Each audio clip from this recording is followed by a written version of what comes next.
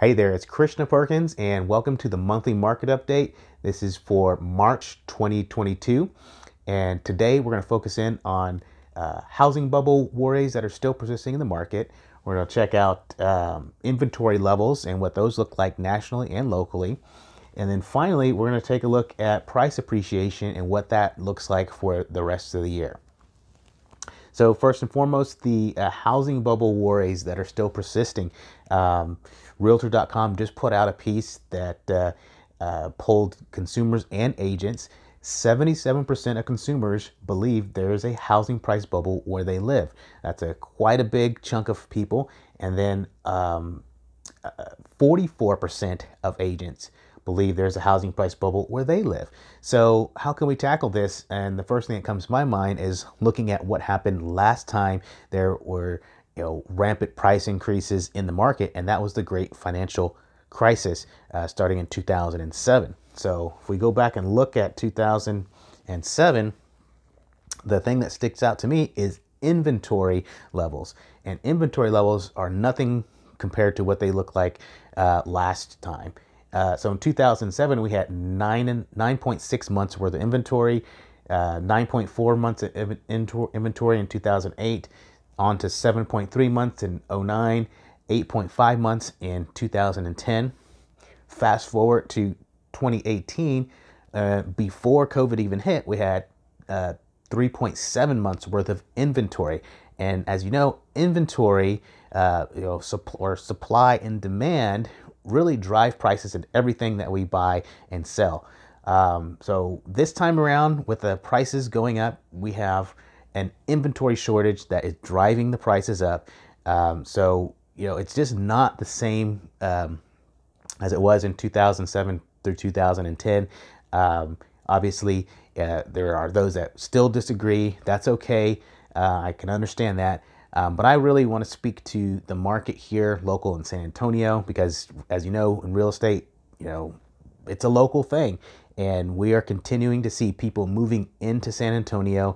Even before COVID hit, people were moving to San Antonio. And then after COVID hit, the reasons people were moving to San Antonio increased. And primarily the work from home model that has taken off through COVID and is still persisting today. Yes, some companies are sending their employees back to work in the office, but others are continuing on with the work from home model because it's working for them in whatever industry they're in. So why wouldn't you want to live in a cheaper area if you can afford to live, if you can still work with the same company with a higher wage and work from home? Definitely want to do that. So that is something that's going to continue on. It's not the only thing that's driving it, but it's definitely something that is part of the equation. So last 4 years, going back to the inventory, we got all the way down to 1.8 months of inventory in 2021. This is on a national level. Well, San Antonio is even worse, and you're going to see that here as we continue on with the video. I'm going to give you some more numbers on inventory levels so you can see where we're at. So let's move on to price appreciation. So price appreciation started out in 2021 just surging. So we went from 10% in January 2021 all the way up to 17.2% by June. So a huge surge in price appreciation there. We kind of leveled out from July all the way through November. So it was pretty steady as far as the price appreciation. And then December and January, we saw new spikes in price appreciation. We'll cover why that happened here in a second. But as you can see, we're still having upward price appreciation in the market. It's still there. It's still happening. So plan accordingly. Here's one reason we're looking at more price appreciation, and it is new listings falling dramatically. This is a national thing here. This slide here from Realtor.com shows nationally what the new listing formations look like. So more people on average nationally are not putting their homes on the market as of December. Okay, we'll see what the data shows us, in a couple of months here for January and February. But as of December 2020, 2021, less people are putting their houses on the market. And then locally for February, good news is that more new listing formations happened here in Bexar County in 2022. We almost hit the 2020 levels, but not quite. So this is very good news for home buyers that are out there looking for a home. They might have noticed a little bit more inventory, new listings in February. We'll see how March treats us. Hopefully we'll see even more gains in new inventory. So a little bit of good news there. And then nationally, we want to look in at, let's see, active listings. Active listings really point out how many homes continue to be on the market after their new listing status has expired. So as we can see here, active listings dropped all the way through December. So they peaked in September and they started dropping in November, December. So what that is telling us is that the demand is there. People are buying those listings before they turn into just an active listing. So we had some accelerated buying patterns in November, December that are still persisting in the market. So buyer demand is there. We're not letting those homes sit around on the market. As soon as they're listed, the ones that are priced correctly, they're getting snapped up and bought quickly. So locally in February, we're looking at homes for sale. It dropped again in February, 17%.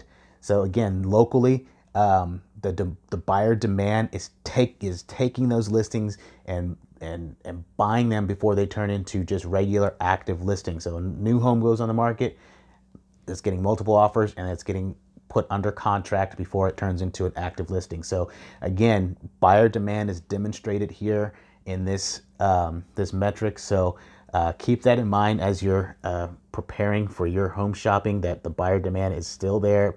And this is one of the reasons why we're seeing acceleration continue in price appreciation. Month supply of homes for sale. This one ties into the earlier slide that I shared with you, contrasting the financial crisis times versus this time. And again, locally, we're looking at a month's worth of supply in Bexar County. That is super low. I don't think anyone can really comprehend how low that is unless you've shopped in two different markets. If you were shopping for a home in 2008 versus now, it's just night and day. You could go and you could look at 10 homes in 2008 and they're all still on the market a week later, versus now you look at 10 homes and all of them are under contract. Maybe one of them's available still in 48 hours. That's really what the difference is. So the rate at which they're getting taken off the market is just night and day. And now finally, the home forecast, the home price forecast for 2022. 7 different sources here. They all have different numbers, but the average comes out to 6.1% on average home price forecast. This is nationally.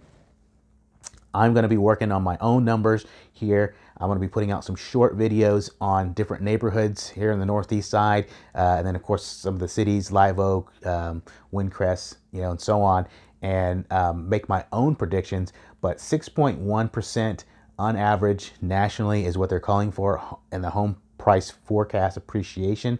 So that's a super conservative number to me. For our market, mine will be much higher. So we'll see how that goes. If you have any questions, you can always message me here on the channel. Be sure to stay close to the channel so that you can get updates on what is happening with the local market. And bottom line, if you're a buyer and you can afford to buy in this market, the interest rate's good for you.